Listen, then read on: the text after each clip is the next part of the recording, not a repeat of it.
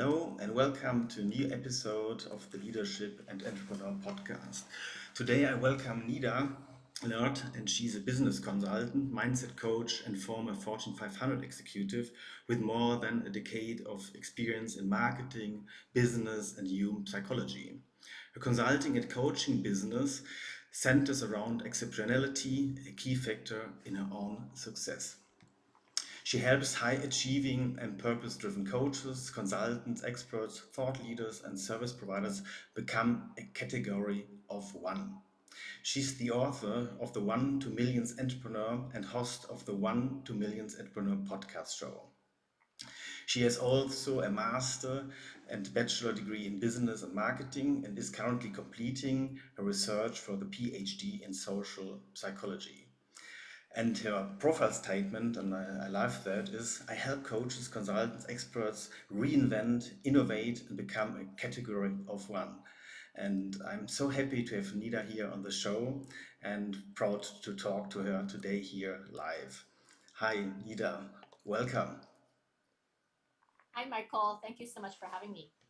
Yes.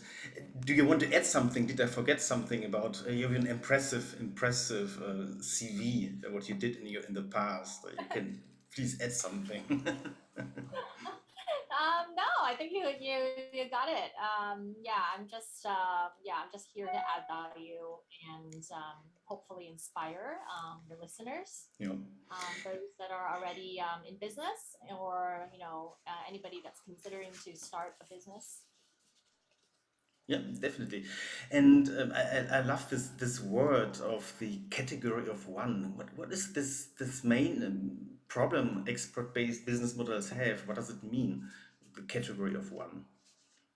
Well, category one business applies to all sorts of business. It's when you actually invent or create your own category. If we look at companies like Airbnb, Netflix, Tesla, Apple, all these companies, SpaceX, these companies invented a new solution to a problem that even customers or clients weren't even aware of. Mhm. But they understood the customers better than the customers understood themselves, and they went ahead and created an innovative and unique new solution to a problem that nobody was thinking of doing. So these are category one companies. So when we're talking about category one, it means you've created a unique solution to a problem that a client could be a customer or client group of people could be aware or not aware of that problem, and we just went ahead and created this new solution.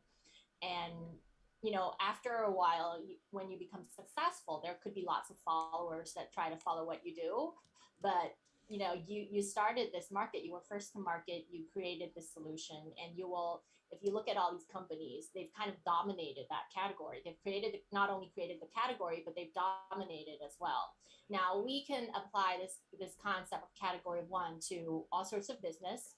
For me, it's expert-based businesses, right? Whether you're a coach, Mhm. consultant, expert, thought leader, or service provider, you are offering some sort of expertise, a deep expertise that customers are buying from you. And the problem that we see nowadays is everybody's copying what everybody else has, right? What everybody else is doing. It's just easier to play the safe path, right? Because you know that, well, these companies are selling this service, like for example, oh, everybody's selling a group coaching program. So maybe I should go ahead and create my own group coaching program. And most of us start off like that, by looking at what's available in the market, what is what are people able to sell, and Mhm. normally we start off like that. But then after a while, if you don't start finding something that's unique and original and providing a better solution, what happens is you become commoditized, Mhm. and you just become another brand that looks like everybody else in that market or in that niche. And then what happens is it's very hard to do business, because when you are able to differentiate your business, you are able to control your pricing. You are able to control, when you're able to control your pricing, you're able to control your profit margins. And when you have a high profit margin, therefore you have the money to reinvest back into your business, into your marketing, into your branding, into upgrading your business so that you can provide better services for your clients. And further amplify your X factor, or how you're different from the rest of the market. You can further amplify your differentness in the market. And then it becomes this virtuous cycle, and when you look at all these successful companies and brands, that's what they're doing. They're different. Yeah, they're unique. And You have to so, find something yeah, unique, definitely. Yeah. And I know, I think I can agree to that. Most of people, they're starting business just by copying something, what was successful and seems to be successful, but it's not a sustainable thing, because once getting into commodizing price competition, and you have to create an offer which is in itself unique or better, much better than the others, what they can't offer, and that this value proposition is the key thing, definitely. And the what do you have to do to become a category of one business? What is the steps? Do you have a roadmap? Is it a yeah, framework? Most consultants would love to have. Yeah. yeah. Well, I have like there's a long version, but we could stay here all day and talk about it. But I'll just go through some of the steps that we do. We provide like a done for you consulting services for our clients. So we start with research. We start with there's internal research and there's external research. And those are, if you're listening, these are the things that you can do, or you can hire someone external to do it for you. You want to start with internal research first. So that's looking within your company. Your company or your business or your employees are a really good source of giving you insight into what challenges and what problems your clients are going through. Yeah. But this requires you really have to face the truth. And I have to say that a lot of us, don't want to face the truth. You know how we say we want to know the truth, but we really don't want to know the truth. So a mistake that I see lots of business owners doing is that they're gathering feedback, but they're not gathering real feedback. You know what I mean? Yeah, I know For exactly what you example, mean. some of the mistakes are like when you're getting feedback through Google Forms or your survey platforms or whatever, you're asking people for their names. When people have to tell you their name, it's not anonymous. They don't want to give you real feedback because they don't want to be in conflict. You know what I mean? They don't want to get into trouble. They don't want to feel bad about giving you this feedback, especially if it's negative, right? They Yeah. don't want to have that conflict. They don't want to ruin that relationship with you. So you end up not getting real feedback. You might get like half of the truth, and that's not really beneficial for you if you want to really develop your business. Second thing is people are not active in gathering feedback. So they might gather feedback like every time there's a problem coming up, right? There's a problem in the business. Hey, there's customers complaining. People are dropping off. They're not, renewing their contract. Then they start, hey, we need to gather feedback. What's going on? But really gathering feedback and customer insight is something that you really have to do ongoing throughout the whole, all the time. You have to do it all the time. It's not something that you do for one time and forget about it, right? Because customer satisfaction is very important. You really want to know what's going on. I can't remember the percentage, but it's a very high percentage of people that they love your brand. They are loyal to your brand, to your business. If there's one mistake, if there's one bad experience that happens to them, they're just gonna leave. They're They just lose the gonna leave. trust in you and your service in the company. That's for sure. Yeah. Yeah, Yeah. yeah. So a lot of business owners think that, wow, well, I've done a good job. Like I have tons of loyal customers, and you don't think there's gonna be any problem there. But then, one employee does something wrong, or they don't pay attention to the clients, they don't care enough, or something, right? Now we are in this day of age where customers have the highest expectations ever, Yeah. ever. Really, really high expectations, and that is because there's choices everywhere. There's choices that they can choose from. If you aren't delivering, if you cause them to be, unsatisfied with your services, there's always someone out there willing to do better. And so that's why gathering this feedback is so important. Now, I kind of went off topic there, but let's go back to the internal research. The reason we need to deep dive into our employees and teams is to find out what is the genius. What's the genius? What's something that our business does better than all the competitors in the market? Mhm. And if you can't find that, you're kind of like in trouble. You need to be better. You need to be different, not just better, but different. Um, and you want Sorry to interrupt. to, It's like asking yourself, why should your business still there in 20 years' time? I mean, you have to ask this question. yeah, What makes it so unique, so yeah, interesting, so tempting for people to follow you as a business and to yeah. like your products? Yeah. Yeah. And surprisingly, a lot of business owners cannot answer that question. So Yeah. say, I'd ask this question, if your business disappeared tomorrow, would anybody care? Would Yeah. anybody care? Or would they just go on and, live a normal life, find some other people to serve them and solve their problem, right? Um, yeah, so you really need to offer a solution where people need you. Customers need you to provide that level of service and solve their problem for them. Mm. Now, when you're deep diving into your own business, you want to look for, what's that X factor? I know you can do lots of things, right? People have all these skills and do, like, I do 1, 2, 3, 4, 5, these 10 things in the business. But what's that special sauce? What's that secret sauce? How restaurants always have those like menus that are like special for specific restaurants. Maybe all the food that you make is great, but there's like these top menus where everybody comes to your restaurants Yeah. for, right? It's just like very well known, people talk about it. Mm. So it's the same thing here. You want to look at, what's that one, the couple of things that you do really well, and really stands out from the rest of the competition. And you want to look for, what are the skills, what are the things that bring joy to you. You might be doing lots of things in your business, but what's those top 2 or 3 things that you love doing the most? You shine when you're doing these things. Looking for these clues and gathering these clues.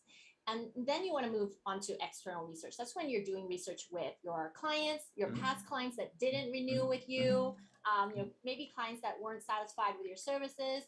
You want to interview and do deep dive interviews with your ideal clients, maybe clients that you were not able to get them on board with to buy your services. What's missing, and you want to interview your current clients as well to find out, how can we do better? What's something that they are looking for? They might not even know what it is, but that's your role in interviewing them and looking for the clues. Now, this is where it gets tricky, because if the business owner or the employees actually do this deep dive interviewing process, a couple things can go wrong. First, there's bias. There's this tendency, you want them to give you something that sounds positive. You want positive feedback. If they start to give you negative feedback, you might feel defensive. You might feel you're personally attacked or something like that. It's always emotions, So emotions coming yeah, up. Yeah, exactly. yeah, that's so it's a good idea to actually use someone that's external and somebody especially that has kind of a marketing research, psychology, understands human behavior kind of background. That's because customers don't even know what their problem is. They don't even know what their challenges is. They might know at a surface level, but what you're looking for is at a deep level, at like the hidden problem that they're not aware of. So this really requires a long process. Like, you really need skills to interview people to find these insights. But essentially, that's where you start off with. You start with internal research, external research, to find out what's the gap here, so that you can find a new solution, a unique and innovative solution to offer to your clients. It could be that you want to pivot into a new market or different group of clientele if you feel that the current group that you're serving is not really where you want to be. So it offers you insights into so many things, this whole research and deep dive interview process. And then you want to do, of course, research on your competitors, different market niches that you're currently in or possibly could get into. Sometimes customers could my clients can just like totally change and go into a totally different direction. And it's a change. It requires you to get out of your comfort zone, but you might realize that it's better because where you were serving before might not where it's maybe not requiring your highest potential. Yeah. So this all this is about providing the most impact possible, working with the clients that you really really want to work with, and delivering the best service possible there is out there. You really want to, I think everybody wants to be special. You know, nobody wants to go out there and say like, I want to be a commodity, I want to offer whatever is out there, right? You all want to be special. And I think the missing piece there is just like understanding what your true ultra genius is and what are the market gaps out there. I think when we're too busy with our day-to-day lives running our business, we don't stop and pause to think about where we're going, where are we headed, what's the direction here, and how are we different. And you know, like answering that question, if tomorrow your business disappeared, would anybody care? Yeah, wow, I love that because I have this a similar approach. Means it's so important to understand your own values, where you're good at, and what you really want to achieve with your time. Because time is the most precious thing everybody has as a company as well, and you don't should define from the product you're offering. You should bring solutions to people, like a driller. If somebody's buying a driller, he's not interested in the driller in itself. He wants a hole in the wall or in the wood. He doesn't care if it's a laser pointer or whatever doing this job. And but to align your own values, where you're good at, to something in a business context where you can help people, then you're much more unique, you're better than the competition, and you get out of this problem that you are just competing for with a product, because you offer a solution where you are standing behind it, you have a full buy-in. And if you achieve then as a company to have a buy-in, that you can come vision with all the employees and stakeholders to do this job to help people, that's the most best spot to be in when you getting out of this selling products, because you're bringing solutions to people, and if they're Yeah, valuable, even better. I yeah. agree, that's a wonderful approach. And how do you incorporate as well trends, because trends have the effect they're impacting people as well, in terms of behavior, in terms of their negative impacts, their positive impacts, and if you find out what they are, you can build your Yeah. business idea where you're good at as well around those impacts on people. Yeah. Well, trends is definitely something that's important, but normally, like when we're talking about category of one businesses, we are pioneers. Like we go and create the trend, and then others people follow us. That's like essentially when you become a true leader in the business world. So, but we definitely need to consider trends. For example, you don't want to, invent a technology or a product or service that people are not ready for. Yeah. If, we've seen case studies of businesses that, started this and that, but they were like decades ahead of time. People were not ready for that technology yet. They were not ready for that kind of, shift in lifestyle, for example. So, yeah, market readiness and looking at where people are is something that you need to consider. Like for now, we just heard a few days ago, I think it was last Thursday, Mark Zuckerberg just announced that they changed the name of the company to Meta, right? Yeah. And that's to reflect that they don't want to be known as just a social media company, but they want to get into the metaverse. And he talked about things like wearing those VR devices, and Exactly. we won't be, maybe next year if we have another interview, we might not be socializing through Zoom or just 2D, but we could be wearing those VR glasses, and we could be socializing, and we would look like holograms in those tech movies, where we would be all sitting here and seeing each other in like 360 3D, and it would be like real life interaction. So I think if we didn't have COVID, I think this trend would maybe not arrive so soon. But since because of COVID, now we're stuck at home for 2 years and probably a few more years, I don't know. It really sped up this technology. Now it's like, yeah, this is going to happen. It's going to happen really fast. And since Facebook kind of like already, like they're investing, they changed the name of the company, I think that is really a wake up call for all of us that, hey, VR is happening. How are we going to integrate this into our business, right? And I think that, yeah, situations, crises like the pandemic and all these things really create a shift in people's mindset. We've heard of Yeah. the pandemic epiphany, where lots of people, started to question their life purpose, or Mm. what they were doing, why are they working so hard, what are they getting out of their jobs. Mm. And that again is forcing companies and leaders to really rethink how they're treating employees, how they is there a work-life balance element? Are people really happy? Mm. Are people really bringing their whole selves to work? And that's actually something I'm working on my PhD thesis. It's about the pandemic epiphany. So that should be fun. Where we're looking to find a lot of insights in that, hoping Yeah. to help businesses and corporations really rethink how they are treating their employees, how they are designing jobs and careers in the corporation. Are they paying enough attention to their employees' well-being, for example?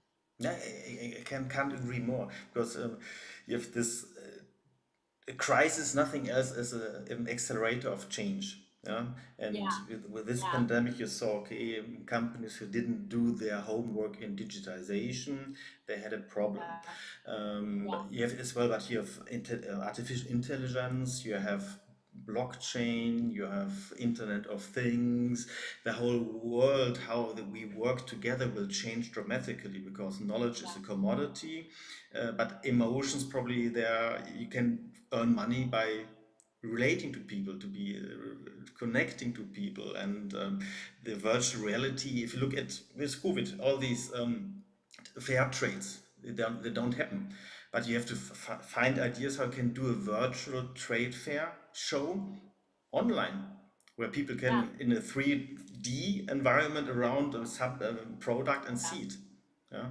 yeah, And, uh, yeah, and therefore trends, I think trends are very important in terms of you have to do it on the right time. You have to do the right thing in the right quality at the right time. Those three things, and to be clear as well with the next crisis will come. I survived, or not survived. I did in the last 30 years. I've six crises. Yeah, you have the dot-com bubble bursted. You have subprime. You have the Asian crisis. You have the governmental crisis after subprime. You have so many crises, and every time you see something new coming up, and companies are improving, and can the old companies are attacked. You have this moment of chance. You have to grasp this moment of chance and create something unique, what or repurpose something what wasn't there in before.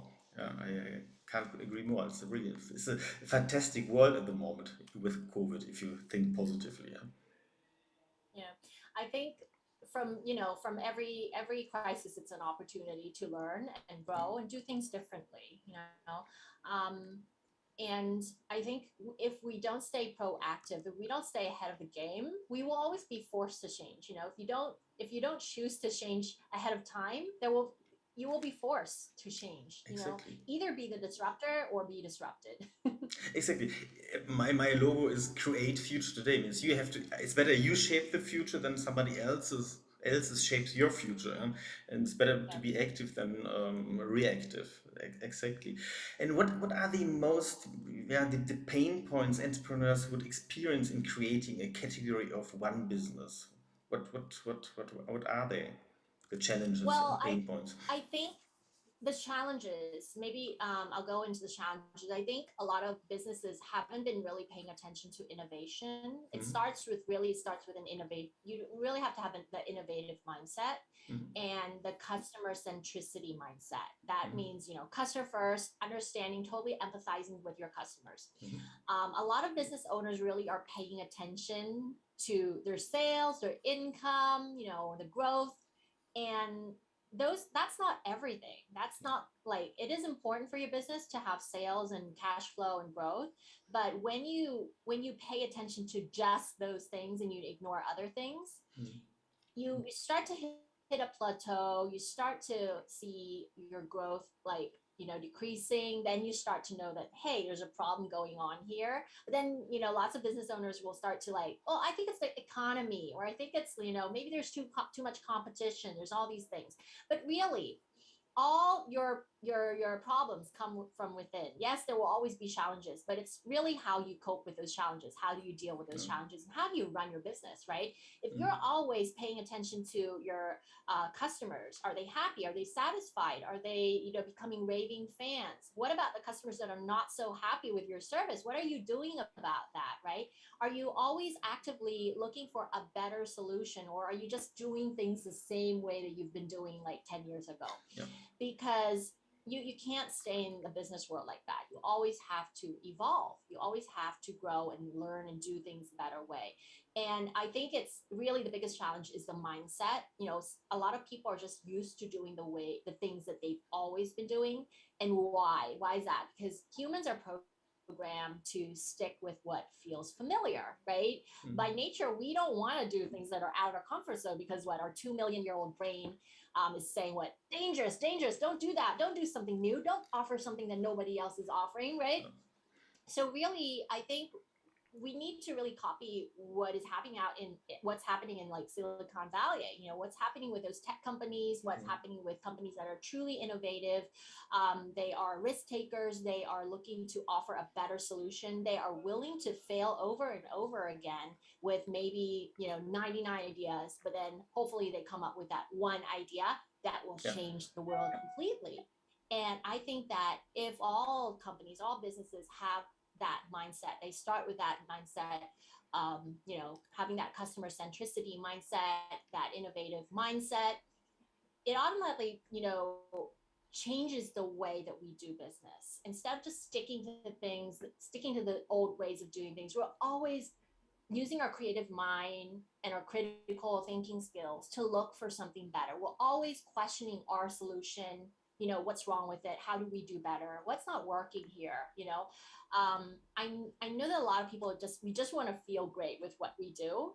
We just want to look at our accomplishments and what's working well, but we want to ignore the problems. We want to kind of sweep it under the carpet, but that's where things go wrong, right? What we really want to do is we want to look at those things that we're sweeping under the carpet. Otherwise, it's like termites, creeping into your house, and by the time it's too late. And we don't want that to happen to our businesses. So I think that business owners have to really be proactive. They really need to look at the truth. They need to look at the facts, instead of just looking at their accomplishments and looking at what's going well. They really need to start looking for clues of what's not going well, what's not working. And a way that we track customer satisfaction is called the Net Promoter Score. Some of you might have heard about it, some of you might not have. But if you go to websites and they ask you this one question, from a scale of 0 to 10, how likely are you going to refer this business to your friends and families? And surprisingly, if people score you on a 7 to 8, it doesn't really mean anything. People that score you a 7, 8 are actually passive people. They're okay with your business, but they're not happy enough. They're not raving fans. They're not going to go and tell anybody about your business. What you really want people to score you is the 9 and a 10. Exactly. Those are the raving fans. Those are the promoters. And you want to have the least. You don't want to have people scoring you 0 to 6. Those are called the detractors. Those are people that are going to talk about you negatively. They spread the word, how unhappy they were with the experience working with you. And think about it. All that money that we spend on branding, marketing, sales to build up this business, this brand, and you have all these people that are scoring you 0 to 6, going out and telling the world how terrible your business is, right? That's just awful. And on average, they found that actually each unhappy customer will go and tell 9 to 15 people about their negative experience. Some will even tell 20 people. Think about that. Like if you had 100 unhappy clients, how many people are they going to tell? That's like, it could add up to what, 1,500 people, right? Or 2,000 people. That's like a disaster for your business. But sadly, a lot of businesses are not looking at this data. They're not even gathering this data. And they're having like people coming into their ecosystem, unhappy, leaving, right? And statistically, for every 26 clients that are unhappy with your services, only one will voice it. Only one person out of 26 people will tell you. So that means you have 25, every 25 people out of 26 people are leaving you, and you have no idea what's going on there. So you have Exactly. people coming, you're spending money on your marketing, advertising, everything. They're coming in and then they're leaving, coming, leaving, coming, leaving. So that's like, if you can imagine here, the big picture, is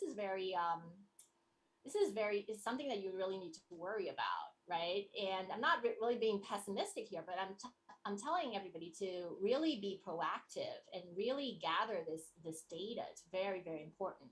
And we used to compete on production, then we started to compete on sales, and then we competed on marketing. I think from the next today and onwards into the future, customer centricity will be something that is super important. Customer satisfaction will be very, very important for businesses to sustain their performance and grow in the long term. So if you're a business that is, you're looking to build a legacy business, you're not looking to build like, oh, I'm just going to get into business for 5 years and then I'm going to stop doing this, right? I think most of us really want to build a business for the long term, but we really forgot to think about the basic fundamental business principles that are important for growing our businesses. It's business at all times about relationship, and you need positive relationships. It's a win-win, and you're so Yeah, right. It's wow. You have to analyze information of the unhappy customers, because there's lots of information. There are gold nuggets of insights yeah, and where you can yeah, improve, and you need really people to promote you, the fans, the good fans you need. And the custom centricity is really the future, should be have been as well in the past. And if you look at management theories, they are still optimizing a machine. A human resource is a resource, and they're not doing value creation for customers. If you look how quickly you can produce value for customers, it's sometimes quite expensive in terms of an optimized machine, yeah? Where you then have some still stands in between, then you do big productions in this, and then the machine is waiting for the next. But it's not good for the client. If it's like you do an appointment with a GP, 2 days later you have this, and then he says after 15 minutes go to a specialist, then you have the next meeting 5 weeks later, and then he says, okay, take a pill, whatever. And for this value what is created, just take a pill, it took you 5 weeks plus. So, the customers have another expectation. They want to have a service right now. They have a problem now. They need a solution now, and they can't wait. And companies have to rethink their whole approach, how to create value on time for customers over all different channels, and get rid of the idea only I'm producing product, I'm happy in doing what I'm doing. No, the product doesn't matter. The solution for the client is the thing important. I agree yeah, completely. Yeah. yeah, yeah. Companies really need to rethink about what solution they're providing for their clients. And a lot of business owners can't even answer that question. What problem are you solving? A lot of people just say, well, I'm just in business, I'm selling this product, I'm selling the service. Yeah, but why? Why? What problem, what important problem are you solving? Is it important enough? Is it urgent for your customers or clients? Because if you're not solving a problem that's big enough and important enough, that's very dangerous for your business, right? Nobody cares then. That's Yeah. where, like, tomorrow if you disappear, nobody would really care. Yeah. Look at automotive. The means, do you really need a car?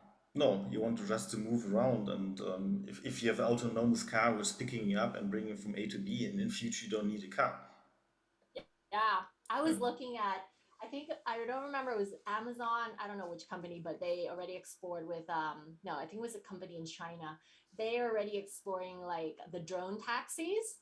Yeah. And these drones, these huge drones that will come and pick you up from a Yeah. destination, take you somewhere flying, Mhm. and you don't need taxis anymore. You don't need drivers anymore, right? No. So I think they experimented this a while already. It's not today. It's like it could be like a couple of years back already. So we have these technologies, we have these things, Yeah. and I think we're just ready, getting people to be ready for it and to integrate it into our Exactly. lifestyle. What- And I'm super excited. I love innovation. I love technology, and I'm really excited to see what the future holds for us. And if you look at innovation, lots of companies are disappointed by the return on innovation.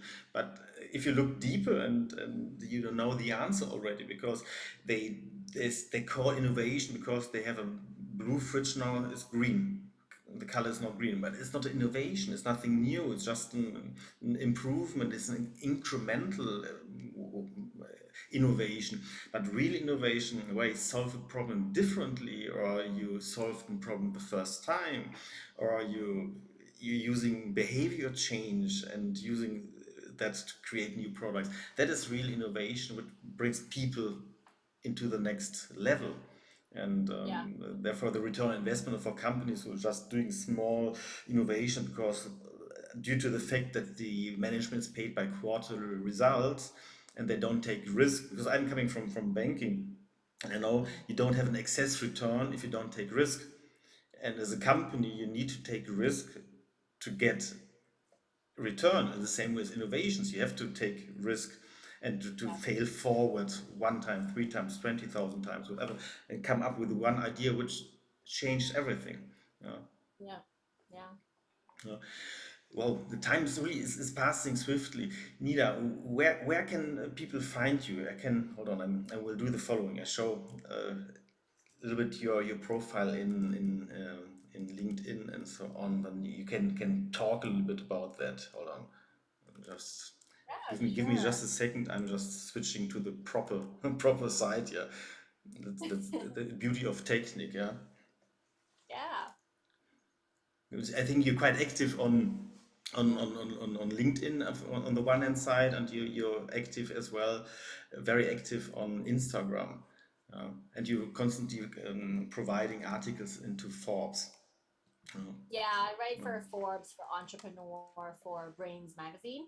mm, Yeah, if anybody wants to reach me, Instagram is a great place. You can send me a message there. And LinkedIn also, you can send me a message there.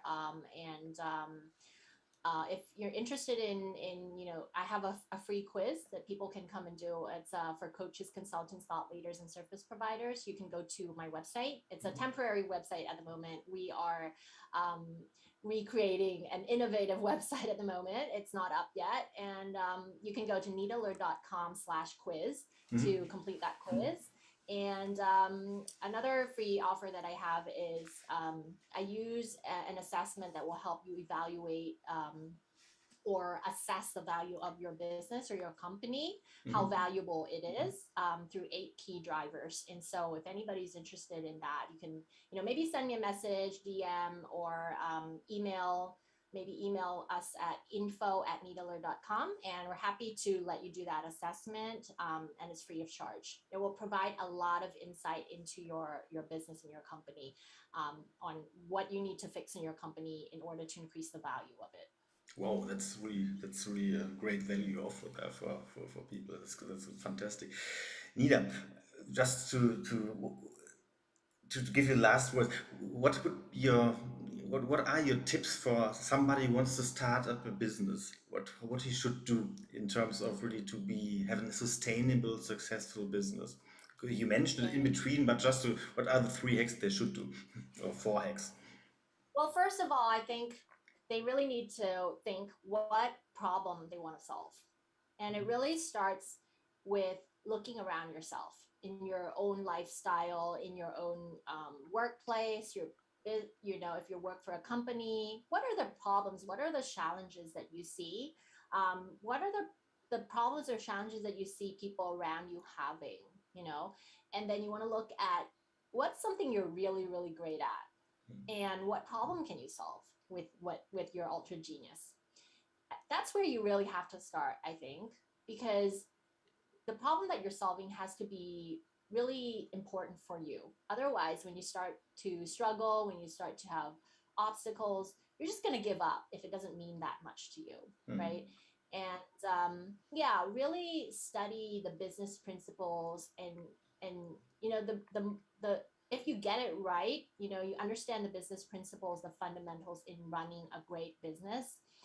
That's a good start for you. It's better than going into the business blinded, not understanding anything, and just like hustling, right? I think it's really dangerous. It could work for some people. It did make a lot of people successful, but really starting the business the right way with the right business principles is really important. And learning from it's everybody's going to make mistakes, everybody's going to fail, but it's really important to learn from those failures and learning through those mistakes and doing it better the next time. Yeah. And if you're looking to start a coaching, consulting, expert type of business, you can also read my book. So I have a book here. It's actually on Amazon if anybody wants to get it. It's called One to Millions Entrepreneur. So it talks about how one person can make an impact on millions of people through your ultra genius, through what you're great at, through your unique set of skills, and how you can actually build a really successful business from those decades and decades of work experience and life experience. A lot of us think that, hey, there's nothing special about me, but really there is. If you go and look, these things, there are lots of things, there's lots of skills that you have that you are just not aware of. You've been so great at it, you've reached that level of unconscious competency. But it's really important to be aware of those unconscious competencies, bring it to awareness, because when you're aware of these special skills, these unique geniuses of yours, you're able to put it to use, and you're able to deliver that gift to the world and make an impact on more people instead of just keeping it to yourself. So yeah, those are some last thoughts that I have for your listeners. Wow, thank you very much. Means then you have really everything. You have to do it yourself. They have to look in your book, do it with you. Then they can go to a website and you help them as well to build their business. And great, thank you very much, Nida. Thank you very much. You're welcome. Thank you so much, Michael, for having me here and letting me share the messages that I feel are so important for the business world. Yeah, look forward to connecting again. Yeah, very good. Thank you.